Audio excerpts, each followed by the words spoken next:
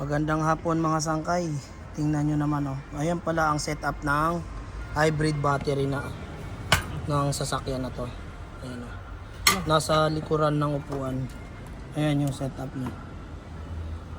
Kita nyo mga sangkay. Ayan oh. Pag magpapalit kayo ng battery ng hybrid, Ingat lang po. tawagin nyo lang kami guys. Ayan ang setup niya, sangkay. Guys, tawagin nyo lang kami guys. Tapos yung bagong battery mga sangkay ito yun.